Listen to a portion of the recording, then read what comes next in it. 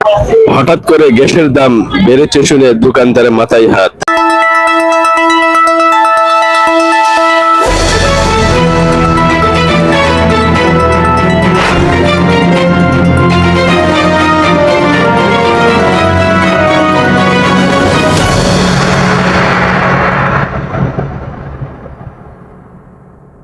বিসমিল্লাহির রহমানির রহিম। সুপ্রিয় দর্শক, আমি আজকে উপস্থিত হয়েছি মাধবপুর বাজার যে কোনো একটা হোটেলে।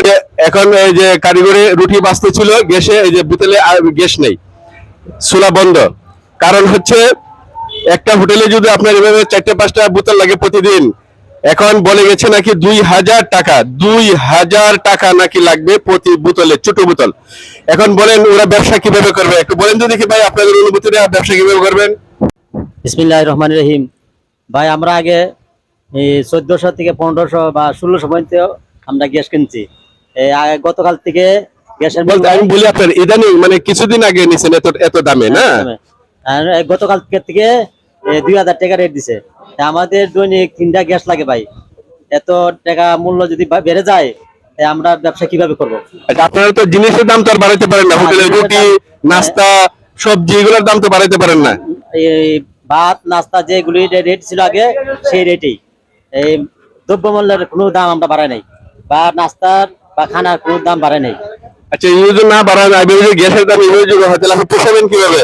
আমাদের এখন খুব কষ্ট হইতেছে, বা আমাদের হিমশিম ব্যবসার মধ্যে হিমশিম খাইতেছি, খুব কষ্টের সাথে আমরা মানে জীবন যাপন করতেছি। কি অবস্থা আপনার গ্যাসের কি অবস্থা বলেন তো দেখি একটু। গ্যাসের অবস্থা তো মানে বলার মতো আর কিছু নাই, কারণ এখন যে অবস্থা হয়েছে, হঠাৎ করে দাম কেন বাড়াইলো একটু বলছে নাকি? তো সরকার থেকে বলে রেট করে দেওয়া হয়েছে। আমরা তো জিজ্ঞাসা করছি, আসলে যে ডিলার আমরা মাল দেয় তারা জিজ্ঞাসা করছি, তা বলছে কি তা এই কোম্পানি থেকে আমরা, যে সরকার থেকে আমরা রেট করে দেওয়া হয়েছে, আমরা কিছু করার নাই।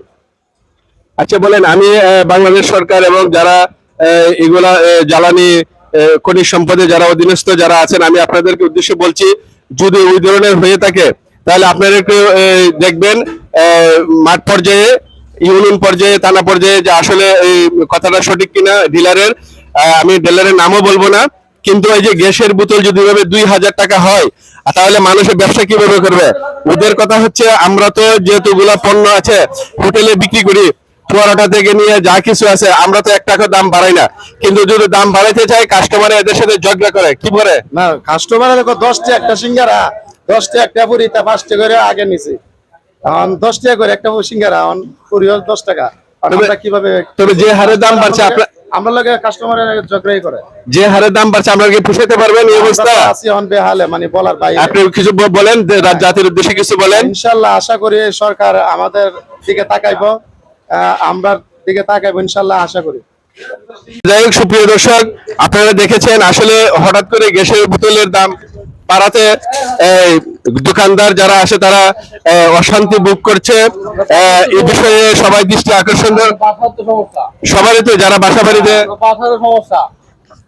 বাড়িতে আপনার গ্যাস, তাদেরও তো সমস্যা। কি অবস্থা? আমরা বাসা মাসে একটা লাগে, গ্যাস সিলিন্ডার লাগে, আমরা কিভাবে চলবো? আমাদের ইনকাম বাড়ছে না। আচ্ছা, বিশেষ করে নিম্ন আয় যারা, তাদের তো সমস্যা বিষয়। আচ্ছা, আমি ঊর্ধ্বতন কর্মচারীর দৃষ্টি আকর্ষণ করছি, আসলে থানা পর্যায়ে, ইউনিয়ন পর্যায়ে এই গ্যাসের বিষয়গুলো আপনারা তদারকি করার জন্য। ধন্যবাদ।